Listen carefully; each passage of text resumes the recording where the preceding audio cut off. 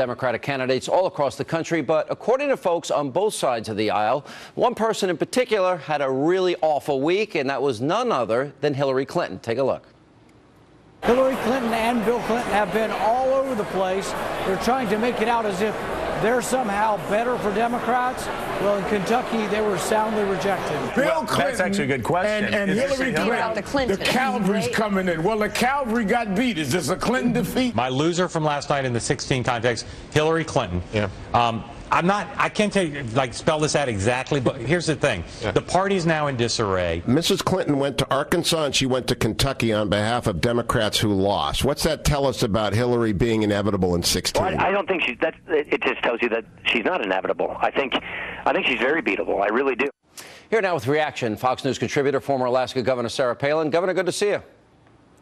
Thank you so much, Sean. All right. You agree with that assessment? Is she as big a loser as, say, the president here? Oh, it was a whole ball of wax, wasn't it, the other night? All of the Democrats failed policies and failed candidates and failed surrogates.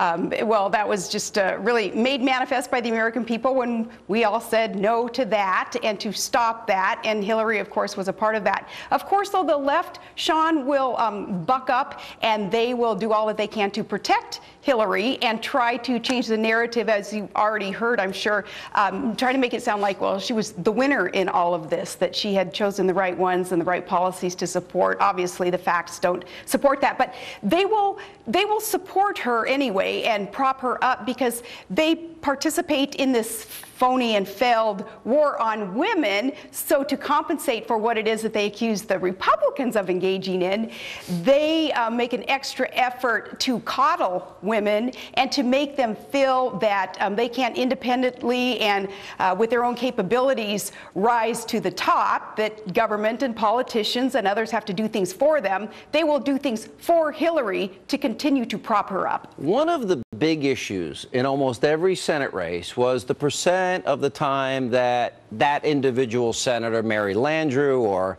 Kay Hagan, whoever it happened to be, Mark Udall, how many times, what was the percentage of times they voted with Barack Obama?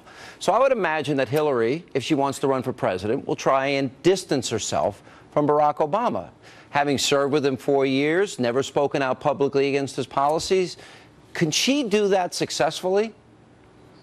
No, Barack Obama, of course, has had his boot on the neck of the American economy, and anyone who has participated in shining that boot, that being the people whom he surrounds himself with and helped call the shots for the nation over these past 6 years of a lot of failures. Anyone who shined those boots, no, the American public, you can't underestimate the wisdom of, and will be saying no to anyone who participated. Good point, too, about Mark Begich, Mary Landrieu, all these folks who they supported Barack Obama and would continue to, of course, when they got back in there 97, 98, 99% of the time. How stupid did they think American voters were? Yeah. You know, I noticed on your Facebook page you had an admonition and some advice for the newly elected Republicans in Washington. And you told them, don't get so overconfident here. What's your advice for them?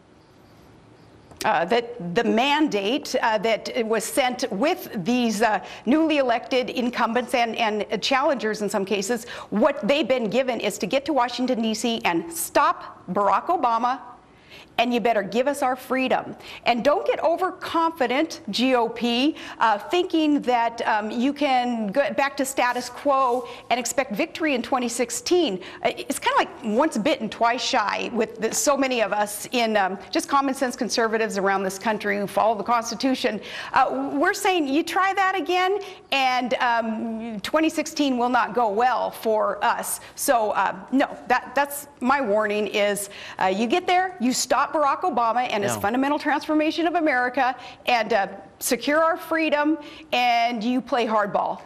If the mandate is to stop Obama, and I agree with you, I think it was 100% because I think the country realizes that the policies have failed, is there also an unspoken expectation for the Republicans that they will offer an inspiring vision, solutions for a lot of these problems we have, immigration, health care, borders, debt, deficits, poverty? Is there an unspoken expectation by the electorate that in 2 years we want to see what you're going to offer? Right. First and foremost is stop Obama and his failed policies, his lawlessness, but also, yes, that inspiration that we can gain from the GOP and what it is that we sent them to do there in Washington is fulfill their campaign promises and stand strong on the planks of the Republican platform. And they can get specific from there, but lower the corporate tax rate, quit shoving jobs overseas, allow competition in the healthcare system once you repeal Obamacare, as you promised to do, GOP, and allow employers to hire more people, full-time jobs, not part-time jobs. What's going on right now, Sean, is a decimation of the middle class because of these high costs of health care, because of these prohibitions just placed upon employers where they're not able to hire people. Open borders, of course, is another step towards decimation of the middle class, because we'll have a flood of illegal immigrants coming in to compete with American jobs. All of that leads to just this atrophying of a foundation of our country, which is the middle class, and that is on the Democrats' shoulder. Are you thinking at all about getting back into politics yourself? I would love to. Really? What job? Don't know specifically what job, but of course, and in the meantime, I'm out and about doing what I can to support good candidates. Saturday, I'll be in Louisiana. Tonight, I'm very pleased to hear that at the College Inn in New Orleans, we have a unity effort going on there right now with Colonel Rob Maness and his supporters in that race against Mary Landrieu, joining with the winner of the GOP, that open jungle primary that Louisiana has. We will see Cassidy and Maness and their supporters come together to make sure that Mary Landrieu and her participation in this lawlessness and these failed policies of Obama, that they don't get back to Washington, D.C. We'll have the GOP there, and we'll do that by unity. So I want to participate in things like that to help. All right, Governor, good to see you. Appreciate you being with us. Thanks for your insight. Coming up, tonight's big question of the day.